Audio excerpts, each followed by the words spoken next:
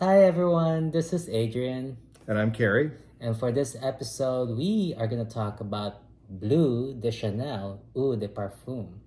Now, this one is straight up an elegant, sophisticated fragrance, and this blue fragrance sets the bar for what blue fragrance ought to be if you're selling it at the luxury price, which I think this is. What do you think? Yeah, this is a high-end retail or a high-end designer fragrance, and retail price is the only price that you'll find it at. Chanel doesn't sell to discounters. Okay. So this fragrance, you could use this on any occasion because it's a blue fragrance, but for me, I won't use this on any occasion just because of the price point. If it were like not as expensive, I'd use it every day. Because you like it. Yes, and I think it's a dumb grab in my opinion. Yeah, this one is definitely one you can grab and put on, and it will be pretty much appropriate for any occasion. It's not overpowering, it's not wrong or challenging type of a scent.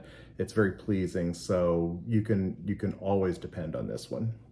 Yes, and so I think though for blue fragrances, if I were to wear this, I would wear this during warmer seasons. Just me. I mean, you could wear this any weather, but cooler weather you have to spray more. Yeah, So you'd have to spray more.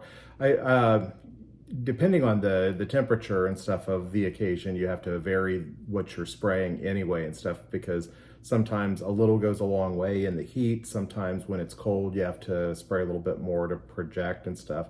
But this one I think would do well in cool weather. I'm not sure that a lot of it would come through in colder weather. Like, yeah. if you were actually outside and stuff in the real cool weather, like 40 or 50 degrees Fahrenheit, I don't think you'd smell this. Well, it's because for a blue fragrance, it's more citrusy than like the other fragrances out there. I can definitely smell some grapefruit. Mm-hmm. Yeah. Yeah. And so, but it's just got this elegant, if scent has a flavor, that's kind of like, I want to taste it. You Yeah. know, I want to taste what it's like. If it smells good, this good, I'm like, it was probably taste good, probably taste like soap. So probably not. It would probably just taste like soap. Yeah, so let's talk about the fragrance a little bit. Bleu de Chanel was a follow-up to the EDP. This one that we're talking about was a follow-up to the original one, which was the Eau de Toilette that came out in 2010. This one, the Eau de Parfum, came out in 2014. It was designed by Jacques Polg, and the top notes are grapefruit, lemon, mint, pink pepper, bergamot, and coriander. Mid notes are ginger, nutmeg, jasmine, melon, and in the base it has incense, amber, cedar, sandalwood, patchouli, labdanum, and amberwood. So that gives it a lot to work with there, and definitely the top notes come off, refreshing and a nice citrusy smell, but kind of on the softer side, not like a tart No, smell. no, it's very soft. Yeah, It's very so pleasing. pleasing. Yeah, Exactly. it's so pleasing and beautiful. It doesn't last too long, but sometimes that's just the trade-off when something is smells really beautiful, it doesn't last forever, and you Yeah. wish it would. Yeah, some notes just by their chemistry are going to evaporate fairly quickly. Sometimes there's things that they can combine the notes with in a scent that will help to hold it around a little bit longer, but it does change the nature of how the things smell, especially citruses. It makes them kind of blunted and a little bit maybe more either sweet or powdery smelling. In the case of the Eau de Toilette, the notes are exactly the same in the top note. There is one difference in the middle note, ISO E Super, which in and of itself is not really a scent. It's more like a molecule that is used to kind of push some of the notes to evaporate a little bit more quickly, I think. But whatever it does, it actually helps to kind of increase the projection. And then there's two differences in the base. It adds vetiver and white musk. The musk would help to hold on to certain top notes and make some of the notes a little bit softer. So that would be the original version. That's the original version, yeah. It has a couple extra notes that help to project and to push the EDT version notes. Otherwise, the composition of it's really the same. So if you have a bottle of the EDT, or if that's what is available when you're looking and you can't find the EDP, then you could perfectly well buy the EDT version, the eau de toilette version.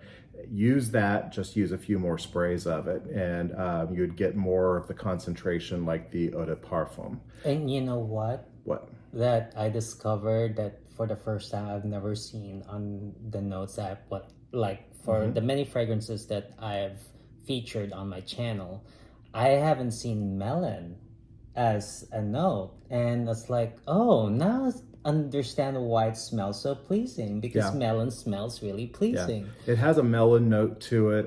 It's not real distinct, but if you if you smell it when it's fairly freshly sprayed, you'll note it, and it does stick around for a while. It's a mid note, so it's going to hang around for a while. Now, like you said, that you seem to get about 2 hours or so out of it. About 3 hours max. 3 hours, yeah.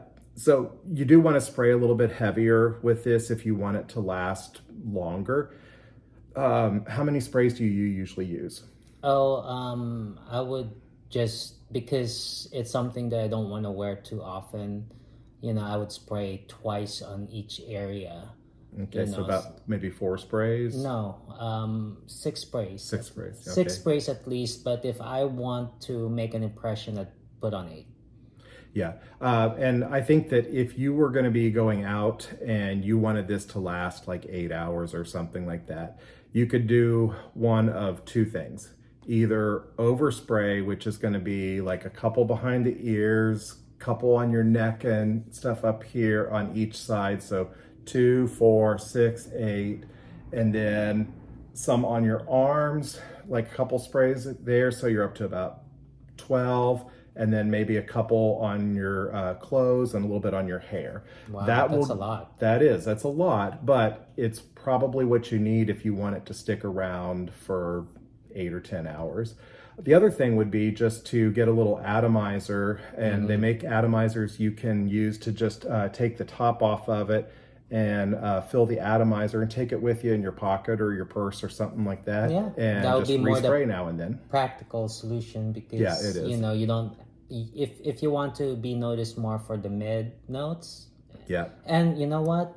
The top notes, just for the top notes, I'd spray it on me. You know, because it's that elegant of a fragrance. Right, yeah. And you can, like, if you just want to kind of refresh the top notes, 1 spray or 2 sprays is enough, extra and stuff.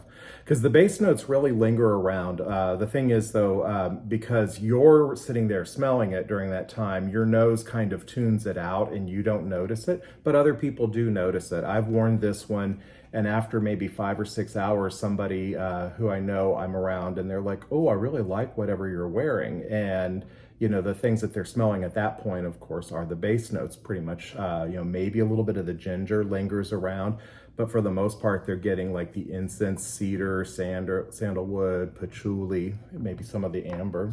Well, I want the melon to stick around.